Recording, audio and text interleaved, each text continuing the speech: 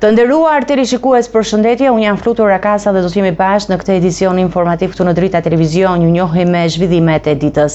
Rreshtet e dendura të shiut kanë shkaktuar përmbytje të konsiderueshme në qytetin e Durrësit, duke prekur qindra familje. Sipas bilancit paraprak, rreth 800 banesa janë përmbytur dhe 304 persona janë evakuuar nga zonat më problematike, ndërsa situata në rrugët kryesore është përmirësuar në disa lagje periferike ende shqetësuese.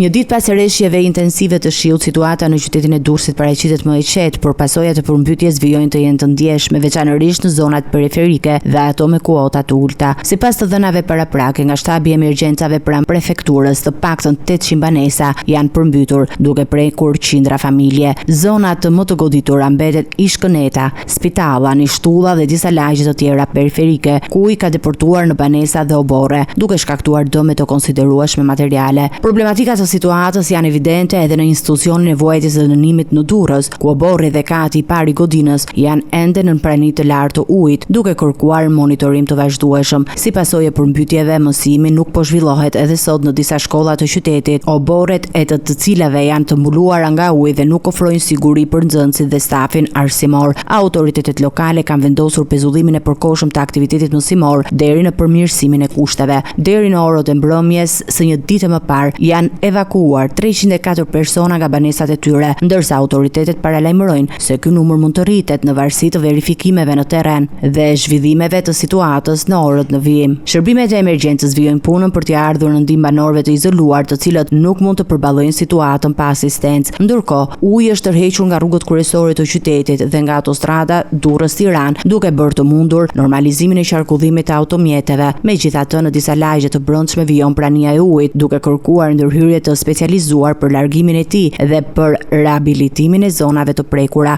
Përmbytjet kanë shkaktuar dëme të mëdha materiale, duke përfshirë banesa, biznese, studio, artistësh dhe sipërfaqe të tëra tokash bujqësore. Dhjetra automjete janë dëmtuar nga uji, ndërsa situata është rënduar edhe nga mos funksionimi normal i rrjetit të kanalizimeve, çka ka ndikuar drejt për drejt në përhapjen e përmbytjeve në disa zona të qytetit.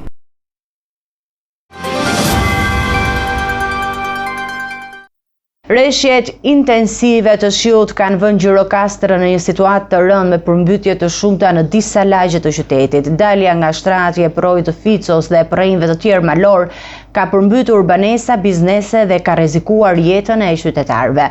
Autoritetet janë në terren, ndërsa qarkullimi në disa akse rrugore mbetet problematik.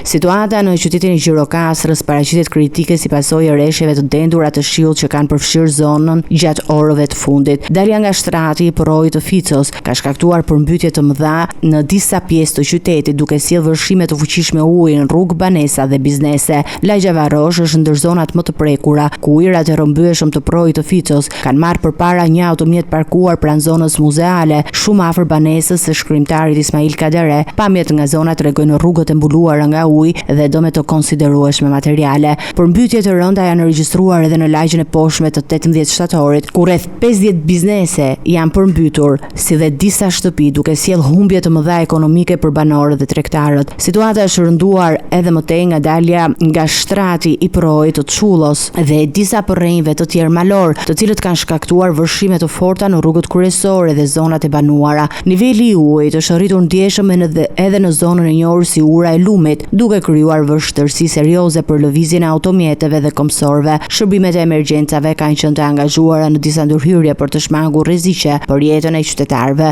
Në bllokun e furrave në lagjen Puntori, një djalë 23 vjeç është shpëtuar mrekullisht nga mbytja, pasi u nxorr nga yrat e rrëmbyeshëm falë ndërhyrjes së shpejtë të shërbimeve zjarr fikse.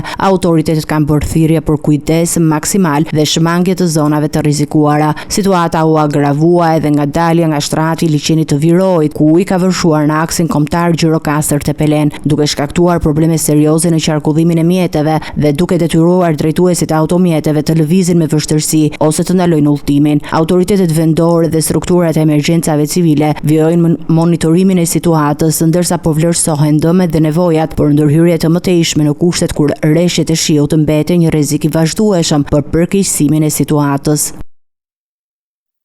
Rreshjet e dendura kanë krijuar probleme serioze në disa zona të qarkut të Korçës, me shembull rrugësh dhe rrëshitje dherash që kanë bllokuar fshatra dhe kanë dëmtuar varrezat.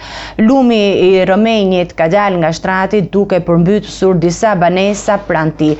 Autoritetet bëjnë thirrje për kujdes të shtuar në monitorimin e situatës, ndërsa niveli i lumejve Starov dhe Vrdov është rritur ndjeshëm. Rreshjet e orëve të fundit kanë shkaktuar situata shqetësuese në disa zona të qarkut të Korçës, me problematikat më të theksuara në bashkinë e Pogradecit. Shembja e rrugëve në njësinë administrative Dardhas ka lënë disa fshatra të bllokuara, ndërsa rrëshitja e dherave ka shkaktuar dëmtime edhe në varrezat e fshatit. Lumi i Rëmenjit ka dalë nga shtrati duke përmbytur disa banesa pranë tij dhe duke krijuar shqetësim për banorët lokal. Problemet janë raportuar gjithashtu edhe në aksin Qukës-Qafpëlloç, ku rrëshitja e dherave ka goditur një automjet në lëvizje me dëme materiale pa pasoja për pasagjerët. Niveli i ujit ka shënuar rritje të ndjeshme dhe në lumet Starov dhe Vrdov, duke rritur rrezikun e daljes nga shtrati. Në bashkinë e Devollit uji ka rikthyer përmbytjet në hyrje të fshatit Progrër. Autoritetet lokale bëjnë thirrje për kujdes të shtuar, sidomos për banorët që jetojnë pranë lumejve dhe vijojnë monitorimin e situatës për të parandaluar dëme më të mëdha dhe për të siguruar ndërhyrje emergjente në zonat e prekura. Pavarësisht të rreshjeve të dendura të shiut dhe shkarkimeve të vazhdueshme nga hidrocentrali mbi lumin Drin, situata në Shkodër paraqitet e shëndrueshme. Nuk raportohet prani uji në banesa, ndërsa janë përmbytur disa sipërfaqe të mëdha tokash bujqësore. Strukturat e emergjencës dhe forcat e ushtrisë janë në terren për të garantuar qarkullimin dhe sigurinë e banorëve.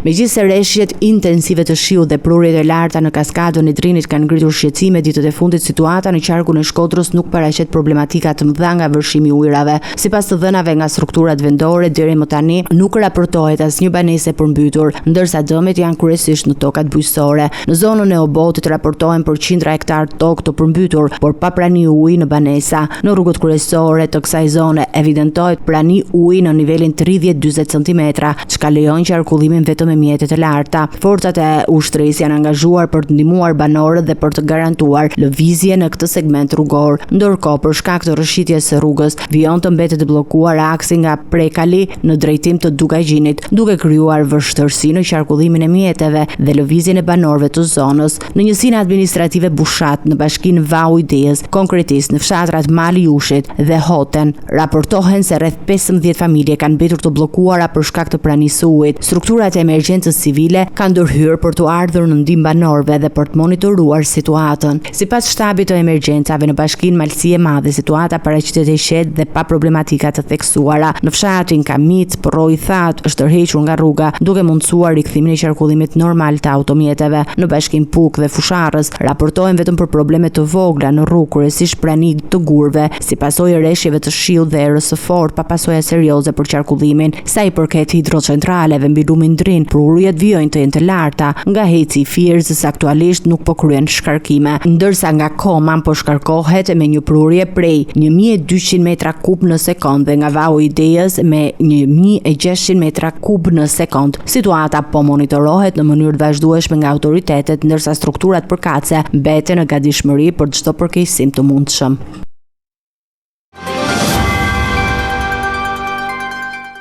Korporata energjetike shqiptare ka paralajmëruar se në orët dhe ditët në vijim do të rrisë shkarkimet e ujit nga digat e kaskadës së Drinit. Shkak janë prurjet në rritje që aktualisht kanë arritur në 2300 metra kub për sekond. Situata mund të përkeqësojë dhe rrezikun e përmbytjeve në fushën e Shkodrës nëse rreshjet do të vijojnë. Korporata energjetike shqiptare ka njoftuar se për shkak të prurjeve të shumta në kaskadën e Drinit do të detyrohet të rrisë sasinë e ujit të shkarkuar nga diga e 3 hidrocentraleve, Fierza, Koman dhe Vau Ideas. Sipas Keshit, situata hidrike po monitorohet në mënyrë të vazhdueshme, ndërsa masat po merren për të garantuar sigurinë e digave. Aktualisht prurjet në kaskadë kanë arritur në 2300 metra kub ujë në sekond, ndërkohë që shkarkimet janë rreth 1600 metra kub për sekond. Ky raport sipas sipas specialistëve tregon se rezervuarët po mbushen më shpejt dhe se rritja e shkarkimeve është e pashmangshme nëse rreshjet do të vijojnë. Të dhënat zyrtare të publikuara nga Kesh para ditën e së mërkurës tregojnë se niveli i ujit në digën e Fierzës është 285 metra, rreth 11 metra në nivelin maksimal të lejuar. Në digën e Komanit niveli ka arritur në 174 metra, vetëm 1.5 metra poshtë kuotës maksimale, ndërsa në hidrocentralin e Vaut të Dejës niveli është 75 metra, rreth 1 metër në nivelin maksimal të sigurisë. Këto nivele sugjerojnë se në orët dhe ditët në vijim, korporata energjetike shqiptare mund të detyrohet të hapë portat e digave dhe të kryejë shkarkime më të mëdha uji. Një situatë e tillë rrit rrezikun e përkeqësimit të përmbytjeve në zonat e ulta, veçanërisht në fushën e Shkodrës, e cila historikisht ka qenë ndër më të prekurat. Sipas parashikimeve meteorologjike, rreshtet pritet të vijojnë edhe në ditët në vijim, çka mund të çojë në shkarkime masive të ujit nga kaskada. Kesh nuk përjashton mundësinë që situata të marrë përmasa të ngjashme me ato të vitit 2012, kur shkarkimet e mëdha nga hidrocentralet shkaktuan përmbytje të konsiderueshme në qarkun e Shkodrës.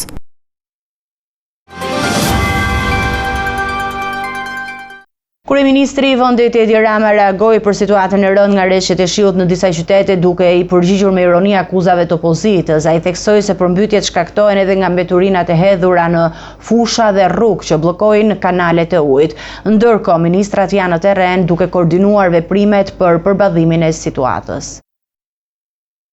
Kryeministri Edi Rama ka reaguar në lidhje me përmbytjet e vendit gjatë orëve të fundit për shkak të shirave. Me anë të një postimi në rrjetet sociale, Rama ka ironizuar reagimet e opozitës në Shqipëri për shkak se e hedhin fajin atij për situatën në vend, duke bërë një paralelizëm me opozitat e vendeve të tjera që nuk i fajsojnë qeveritë e tyre për përmbytjet. Rama shkruan se kjo është çudi. Nuk e kuptoj pse nuk po më fajsojnë akoma mua, qeverinë apo qoftë edhe Bashkinë e Durrësit për rreshje të mbytëse të këtyre ditëve në Itali, Greqi, Maltëzi, Kroaci e Merall. Çudi e madhe opozita andej, po të paktën të fajsonin qeveritë e tyre, por hiç asnjë llaf, se kuptojnë që aleanca me shiun të çon fitore. Kreu i qeverisë theksoi se përmbytjet shkaktohen jo vetëm nga rreshtet e dendura, por edhe nga mbeturinat e hedhura në fusha dhe rrugë, që bllokojnë gryga dhe kanale, duke penguar rrjedhën normale të ujit drejt detit. Sigurisht që kur i hedhin plerat e shishet plastike në përfusha e në anët e rrugëve të Adheut, që e duan vetëm në stadium, vjen një ditë shiu me gjyma që i mbledh nga janë, nga sian dhe i dyndë në det,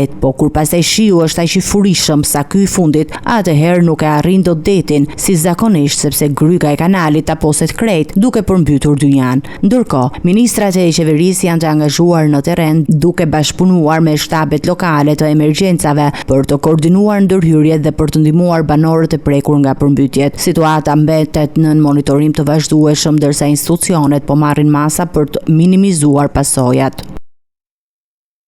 Kryetari i Partisë Demokratike Sali Berisha kërkoi nga qeveria shpadhjen e gjendjes së fatkeqësisë natyrore për qarqet e vendit që po përballen me përmbytje. Ai akuzoi qeverinë për korrupsion dhe për mos funksionim të investimeve në mbrojtje të përmbytjeve. Berisha njoftoi gjithashtu se opozita do të vendosë së bashku për datën e protestës së parë kombëtare në 24 janar si opsion të mundshëm.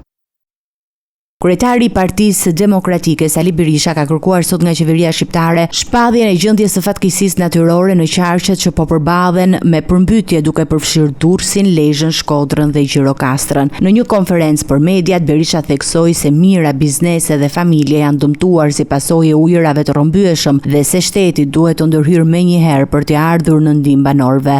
Partia Demokratike kërkon menjëherë shpalljen e gjendjes fatkeqësisë natyrore në këto zona. Edi Rama apo Ramaduro që bën sehir nuk shpall gjendjen e fatkeqësisë natyrore në Durrës dhe në Lezhë apo Shkodër dhe qarqe të tjera, vetëm se ligji e detyron atë në këtë gjendje të përgjigjet një për një dëmeve të krijuara nga fatkeqësia natyrore.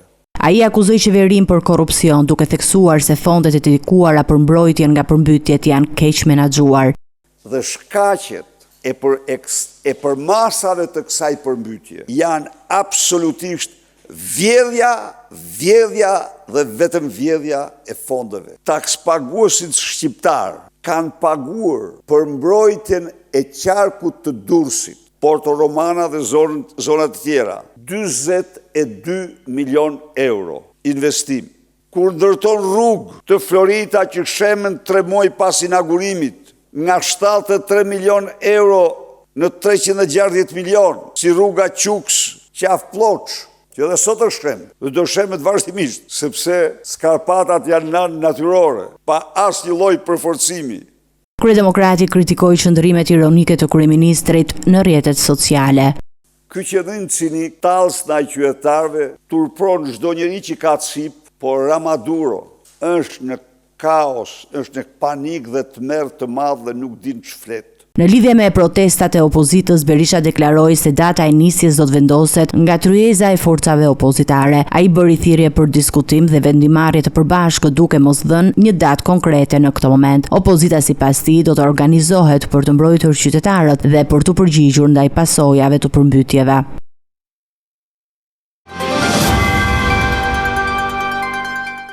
SPAK urdhëroi kontrolle në shtëpinë e Ervina Gjanës, zyrtare e lartë e policisë së shtetit, lidhur me hetimet për grupin kriminal brenda Akshit. Gjatë kontrolleve u sekuestruan 8 celular dhe 2 laptop përfshirë dhe ato të Gjanës, të cilat do të analizohen në laborator.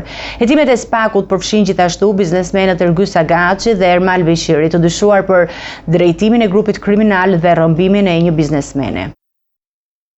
Në kuadër të hetimeve për grupim kriminal që vepronte brenda Agjencisë Kombëtare të Shoqërisë së Informacionit, Akshi, SPAK ka urdhëruar kontrolle në banesën e zyrtarëve të lartë të policisë së shtetit, Ervina Gjana. Kontrolli u fokusua te bashkëjetuesi i Gjanës, Renato Hristic, dhe gjatë tij u sekuestruan 8 aparate celulare dhe 2 laptope. Drejtoresha e krimit kibernetik në policinë e shtetit pretendoi se disa prej celularëve ishin të saj dhe laptopët të fëmijëve, por gjykata rrëzoi kërkesën e saj për kthimin e pajisjeve, duke dërguar atë në ekspertim në laborator. Hetimet e SPAK-ut kanë zbuluar një grup kriminal që operonte brenda Akshit, ku dyshohet se biznesmenët Ergys Agaçi dhe Ermal Beqiri kanë qenë drejtuesit e tij. Mirlinda Karçanaj, drejtoresha e Akshit, dhe zëvendësia e saj, Hava Delibashi, janë vendosur në arrest shtëpie, ndërsa 3 biznesmenë të tjerë edhe një zyrtar policie janë në masa më të lehta sigurie, përfshirë ndalimin për të dalë jashtë vendit ose pezullim nga funksioni. Sipas SPAK, Agaçi dhe Beqiri urdhëruan rrëmbimin e biznesmenit Geron Meçe për detyruar të tërhiqej nga ankesa për tenderat pranë Akshit. Hetimet përfshin gjithashtu dyshime se Ervina Gjana mund të ketë ndërhyrë në të dhënat e sistemit Teams, duke e vendosur atë në qendër të hetimeve si një prej personave më të besuar të kryepolicit Ilir Proda. Kontrolli i fundit dhe sekuestrimi i pajisjeve synojnë të zbardhin rolin e saj dhe të sigurojnë prova për çështjen në gjykatë.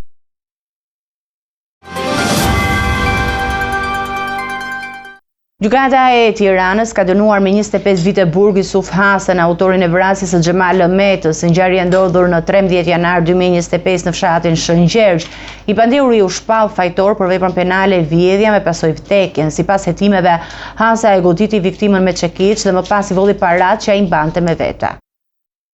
Gjykata e Tiranës ka dhënë vendimin përfundimtar duke dënuar me 25 vite burg Yusuf Hasan, i cili u shpall fajtor për vrasjen e mikut dhe fëmijët të tij Xhemal Meta. Ngjarja e rëndë u shënua në datën 13 janar 2025 në fshatin Shëngjergj të Tiranës dhe troniti komunitetin lokal. Sipas dosjes hetimore dhe deklaratave të policisë, Yusuf Hasa kishte shkuar në banesën e viktimës ku pas një konflikti e kishte goditur Metën me një mjet të fortë, konkretisht me çekiç, në pjesën e pasme të kokës. Goditja rezultoi fatale duke i shkaktuar vdekjen e menjëhershme viktimës. Pas kryerjes së krimit, autori kishte marrë viktimës shumën prej 200.000 lekësh që ai mbante në xhep, duke u larguar më pas nga vendngjarja.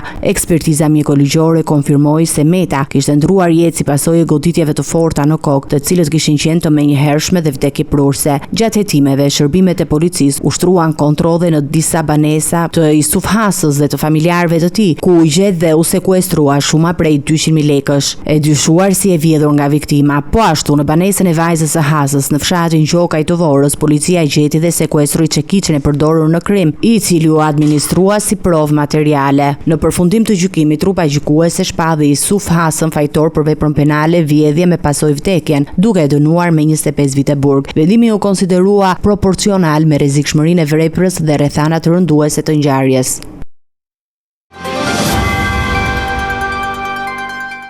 Eci me të tjera zhvillime, rreshtet e pandërprera që nisën mbrëmjen e së hënës shkaktuan përmbytje në fush Kosovë, Drenas, Malishev, Rahovec, Klin, Mitrovic, Uvushtri, Skënderaj, Gjakov, Suharek e Junik. Malishev dhe Juniku shpadhën gjendje të jashtëzakonshme, ndërsa familjet u evakuan për shkak të rrezikut nga dalja e lumejve nga shtrati. Përmbytjet e shkaktuara nga rreshtet e pandërprera që nisën mbrëmjen e së hënës kanë përfshirë një numër të madh komunash në Kosovë, përfshirë fush Kosovën, Drenasin, Malishevën, Rahovecin, Klinën, Mitrovicën, Vushtrin, Skënderajin, Gjakovën, Suharekën dhe Junikun. Sipas Agjencisë për Menaxhimin e Emergjencave, uji ka përmbytur oborre, bodrume dhe rrugë të caktuara, duke rrezikuar banesat dhe infrastrukturën lokale. Në disa qytete si Gjakov, Drenas dhe Malishev u kryen evakuime të familjeve që ndodheshin në zonat e rrezikuara, ndërsa Malishev dhe Junik shpadhën gjendje të jashtëzakonshme. Për shkak të situatës, nisja e gjysmëvjetorit të dytë për vitin shkollor u shtypër në datën 12 janar. Përmbytjet kanë prekur jo vetëm tokat bujqësore dhe zonat përreth lumejve, por edhe qytete, duke rritur shqetësimin e ekspertëve për nivelin e lartë të rrezikut. Ata theksojnë se përgjegjësi ka jo vetëm niveli lokal i qeverisjes, por edhe faktorët njerëzor në menaxhimin e tokave dhe lumejve. Instituti Hidrometeorologjik i Kosovës ka paralajmëruar se rreziku më i madh është nga lumejt në pjesën qendrore dhe perëndimore të vendit, ndërsa në lindjet e jug niveli lumejve po rritet, por pa rrezik të menjëhershëm. Autoritetet lokale vazhdojnë monitorimin e situatës dhe marrjen e masave emergjente për banorët dhe infrastrukturën e prekur.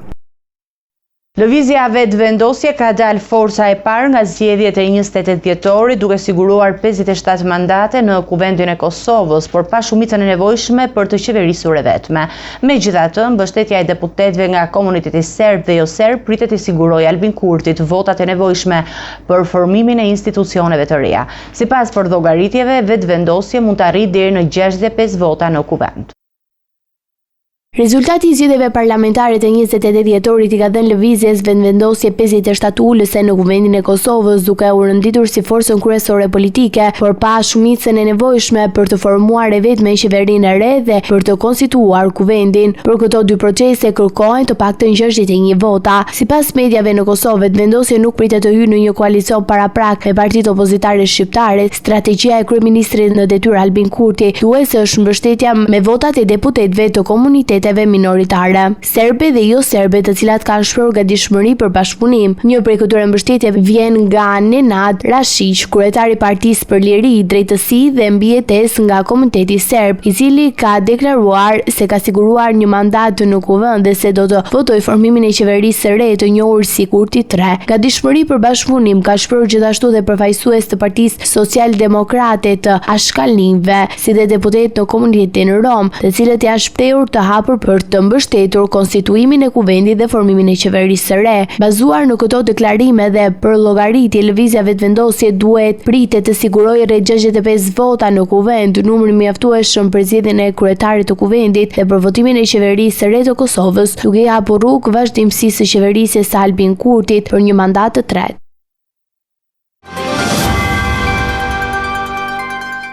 Të nderuar teleshikues, do të njihemi me parashikimin e motit.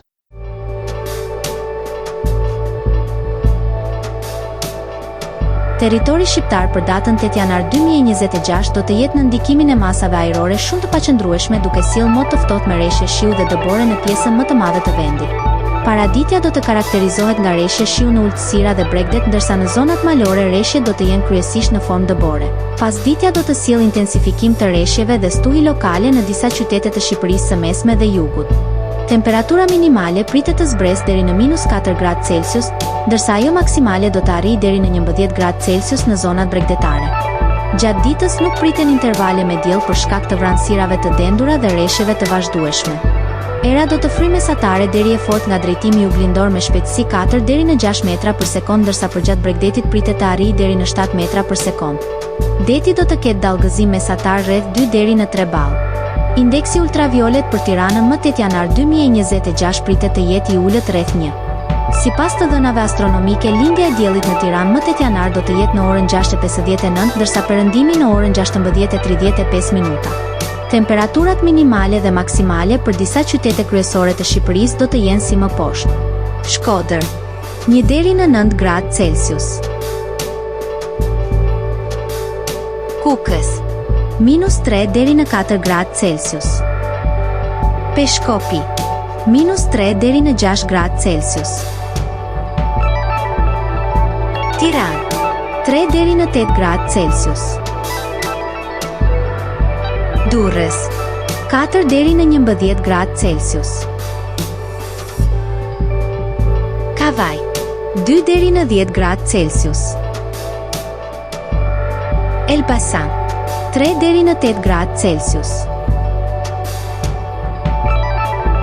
Berat, 4 deri në 8 gradë Celsius. Korçë, -4 deri në 2 gradë Celsius. Vlorë, 7 deri në 10 gradë Celsius. Gjirokastër, 2 deri në 7 gradë Celsius. Sarandë, 5 deri në 10 gradë Celsius.